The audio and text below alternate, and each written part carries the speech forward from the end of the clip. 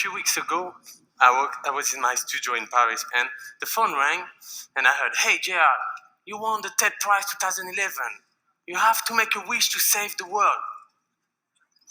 I was lost. I mean, I can't save the world. Nobody can. What is fucked up? Come on. You have dictators, ruling the world. Population is growing by millions. There's no more fish in the sea. The North Pole is melting. And as the last TED Prize winner said, we're all becoming fat. Except maybe French people.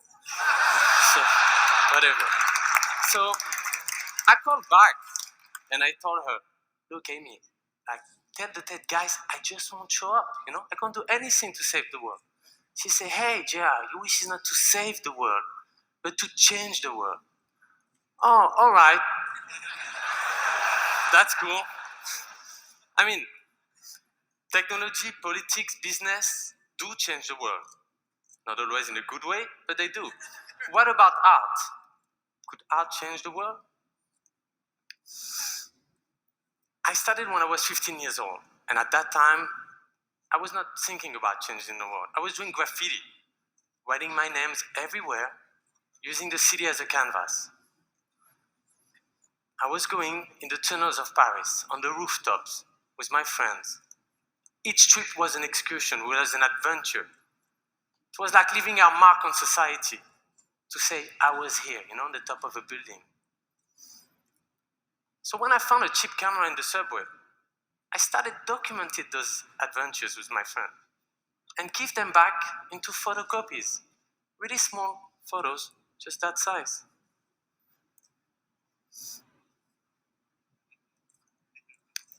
That's how, at 17 years old, I started pasting them, and I did my first expo de rue, which means sidewalk gallery. And I framed it with colors so you would not confuse it with advertising. I mean, the city is the best gallery I could imagine. I would never have to make a book and then present it to a gallery and let them decide if my work was, nice enough to show it to people. I would confront it directly with the public, in the streets. So that's Paris. I would change, depending of the places where I would go, the title of the exhibition. That's on the Champs-Élysées. I was quite proud of that one because I was just 18. I was just up there on the top of the Champs-Élysées. Then when the photo left, the frame was still there. November 2005. The streets are burning. A large wave of riots had broken in the toughest projects of Paris. Everyone was glued to the TV, watching disturbing, frightening images taken from the edge of the neighborhood. I mean, these kids, without control, throwing Molotov cocktail, attacking the cops and the firemen, looting everything they could in the shops. These were criminals, thugs, dangerous, destroying their own environment. And then I saw it. Could it be possible? My photo on a wall, revealed by a burning car, a pasting I've done a year earlier, an illegal one, still there. I mean, these were the faces of my friend. I know those guys. All of them are not angels, but they're not monsters either. So it was kind of weird to see those images and those eyes stare back at me through the television. So I went back there with a 28mm lens. It was the only one I had at that time, but with that lens, you have to be as close as 10 each from the person. So you can do it only with their trust. So I took full portraits of people from Le Bosquet. They were making scary faces to play the caricature of themselves.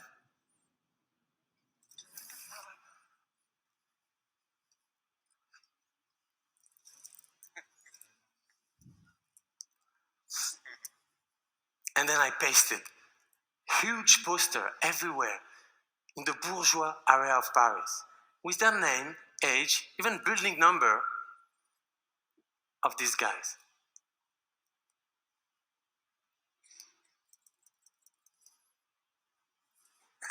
A year later, the exhibition was displayed in front of the City Hall of Paris. And you go from a thug images who've been stolen and distorted by the media, who's now proudly taking over his own image. That's where I realized the power of paper and glue.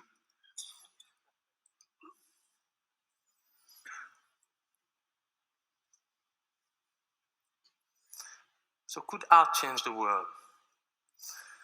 A year later, I was listening to all the noise about the Middle East conflict. I mean, at that time, trust me, they were only referring to the Israeli and Palestinian conflict. So with my friend Marco, we decided to go there and see who are the real Palestinians and who are the real Israelis. Are they so different? When we got there, we just went in the street, start talking with people everywhere, and we realized that things were a bit different from the rhetoric we heard in the media. So we decided to take portraits of Palestinians and Israelis doing the same jobs.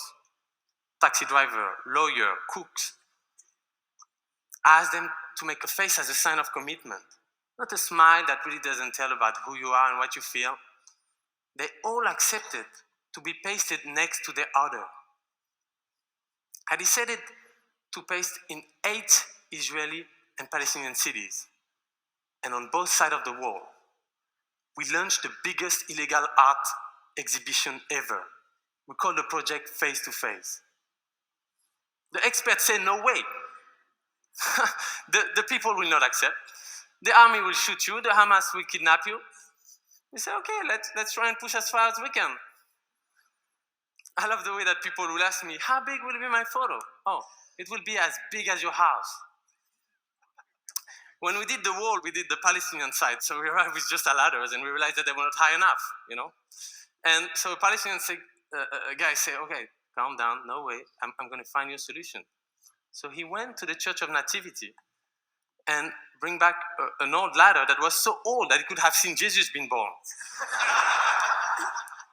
We did face to face with only 6 friends, 2 ladders, 2 brush, a rented car, a camera, and 20,000 square feet of paper. We had all sorts of help from all walks of life. Okay, for example, that's Palestine. We're in Ramallah right now. We're pasting portraits, so both portraits in the streets in a crowded market. People come around us and start asking, what are you doing here? Oh, we're actually doing an art project and we're pasting an Israeli and a Palestinian doing the same job. And those ones are actually 2 taxi drivers. And then there was always a silence. You mean you're pasting an Israeli face, doing a face right here? Well, yeah, that's part of the project. And then I would always leave that moment and we would ask them, so can you tell me who is who? And most of them couldn't say. So, we even pasted on Israeli military tower and nothing happened. When you paste an image, it's just paper and glue. I mean, people can tear it, tag on it, or even pee on it. Even some are a bit higher for that, I agree, but the people in the street, they are the curator, The rain and the wind will take them off anyway.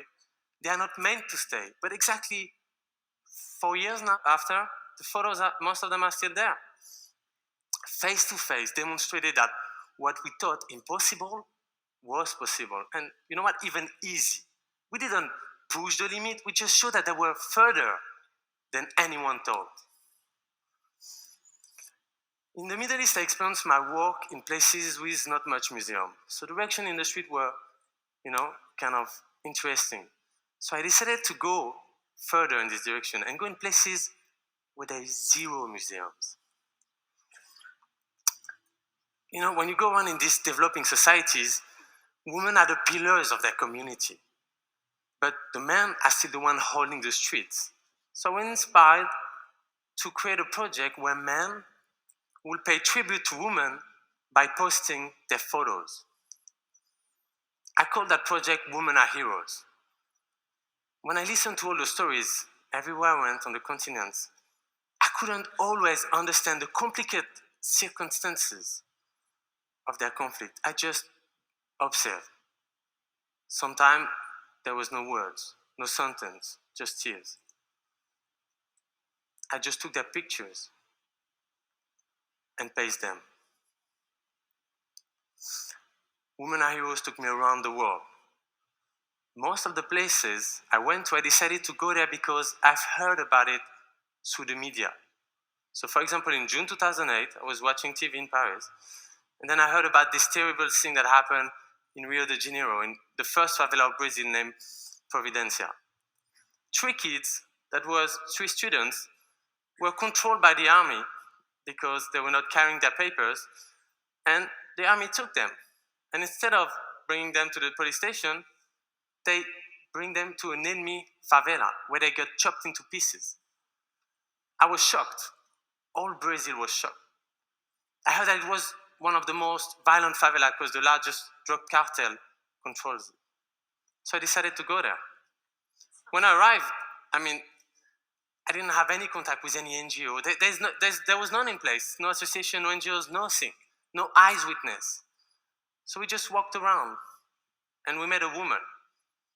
And I showed her my book. And she said, you know what? We're hungry of culture. We need culture up there.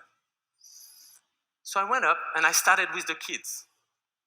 I just took a few photos of the kids, and the next day I came with the posters and we pasted them. The day after I came back, they were already scratched. But that's okay. I wanted them to feel that the art belongs to them.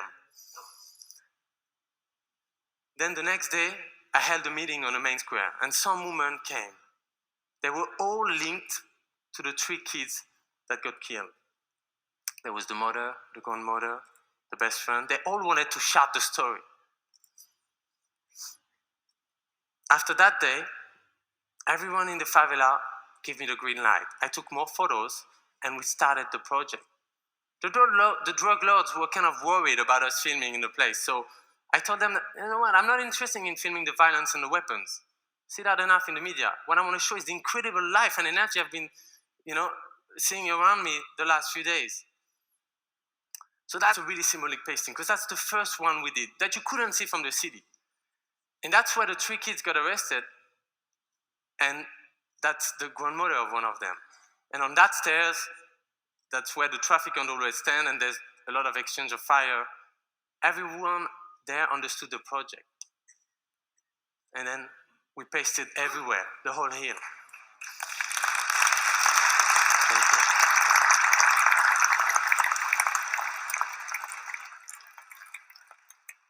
What was interesting is that the media couldn't get in.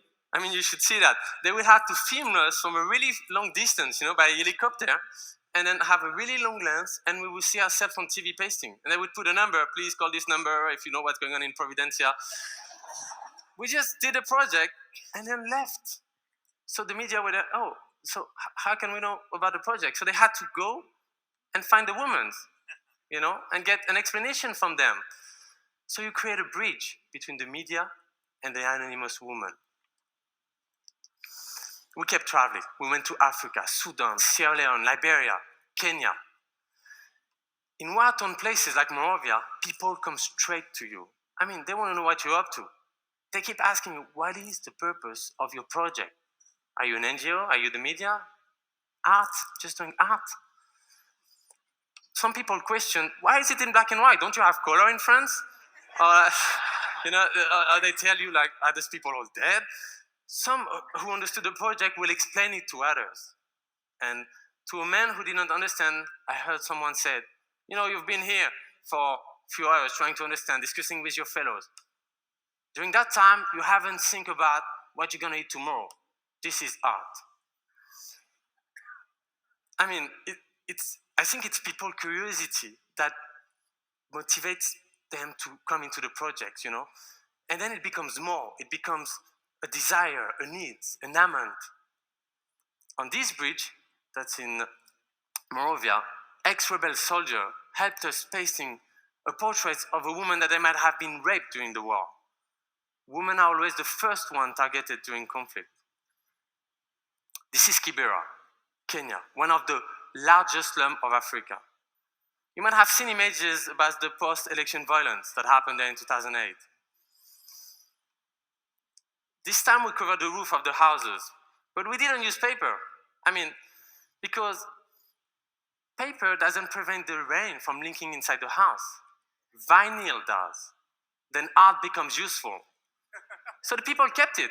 You know what I love is that, for example, when you see the biggest eye there, there's so much houses inside. And I went there a few months ago, photos are still there, and there was missing a piece of an eye. So I asked the people, what happened? Oh, the guy just moved. It's there on.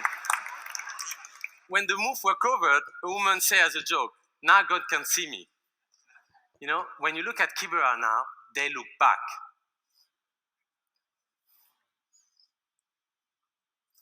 Okay, India.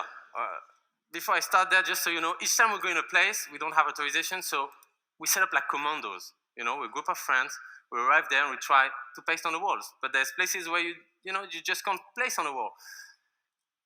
In India, it was just impossible to paste. Like I heard culturally and because of the law, they would just arrest us at the first pasting. So we decided to paste it white on the wall. So imagine white guys pasting white papers. So people would come to us and ask us, hey, what are you up to? Well, you know, we're just doing art. Art? Of course they were confused. I mean, but you know how India have a lot of dust in the street? And the more dust you would have going up in the air, on the white paper, you can almost see it, but there's a sticky part, you know, like when you reverse a sticker. So the more dust you have, the more it will reveal the photo. So we could just walk in the street during the next days, and the photo would get revealed by themselves. Yeah.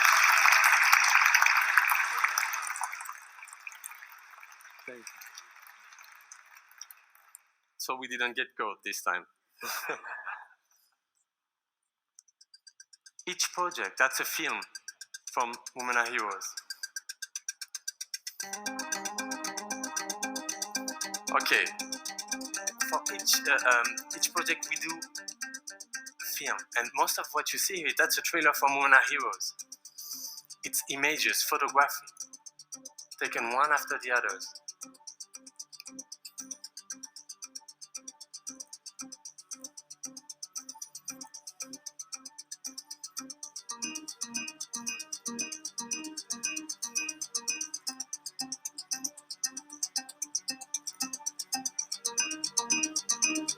And the photo kept traveling even without us.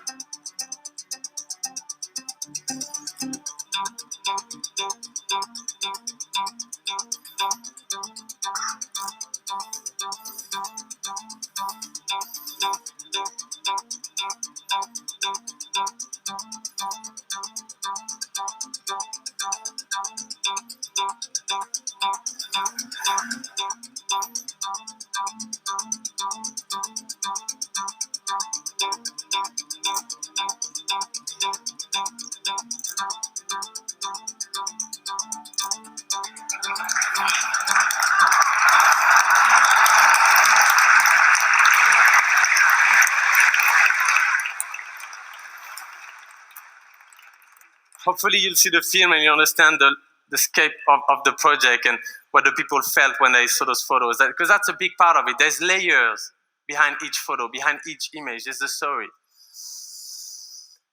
Women Are Heroes created a new dynamic in each of the communities, and the women kept that dynamic after we left. For example, we did books, not for sale, that all the community would get. But to get it, they would have to make it signed by one of the women. We did that in most of the places. We go back regularly. And so in Providencia, for example, in the favela, we have a cultural center running there. In Kibera, each year we cover more roofs. Because of course, when we left, the people say, you know, that was just at the edge of the project, say, hey, what about my roof? So we decided to come the year after and keep doing the project. Really important point for me is that I don't use any brand or corporate sponsors. So I have no responsibility to anyone but myself and the subject. And that is for me like one of the most important things in the work. You know, I think today, as much as important as the result is the way you do things. And that have always been a certain part of the world. And what's interesting is that fine line that I have with images and advertising. We just did some pasting in Los Angeles on another project in the last weeks. And I even was invited to cover the MoCA Museum. But yesterday the city called them and said, look, you're gonna have to tear it down because this can be taken for advertising, and because of the law, it have to be taken down. But tell me, advertising for what? The people I photographed were proud to participate to the project and to have their photo in their community, but they asked me for a promise, basically. They asked me, please, make our story travel with you. So I did. That's Paris. That's Rio. In each places, we build exhibitions with the story and the story travel, and you understand the full scope of the project. That's London, New York. And today, they are with you in Long Beach. All right, recently, I started a public art project where I don't use my artwork anymore. I used Man Ray, Hélène Lévite, Giacomelli, other people's artwork. It doesn't matter today if it's your photo or not. The importance is what you do with the images, the statement it makes where it's pasted. So for example, I pasted the photo of the minaret in Switzerland a few weeks after they voted a law forbidding minarets in the country.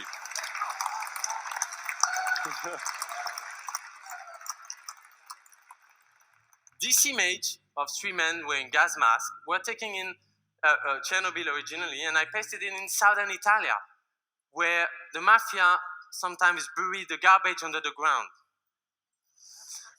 In some way, art can change the world. I mean, art is not supposed to change the world, to change practical things, but to change the perceptions.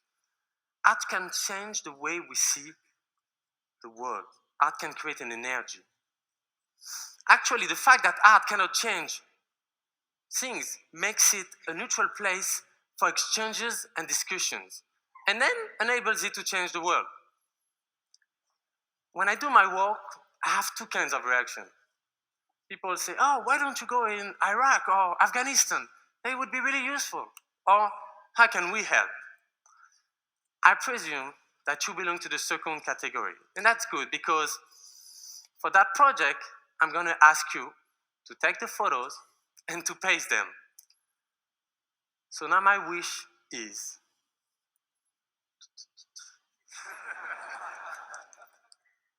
I wish for you to stand up for what you care about. By participating in a global art project, and together we'll turn the world inside out. And this starts right now. Yes, everyone in the room, everyone watching. I wanted that wish to actually start now. So a subject you're passionate about, a person you want to tell the story, or even your own photo. Tell me what you stand for. Take the photo, the portraits, upload it. I'll give you all the details, and I'll send you back your poster. Join by groups and reveal things to the world. There's full details on the website, insideartproject.net, that is launching today.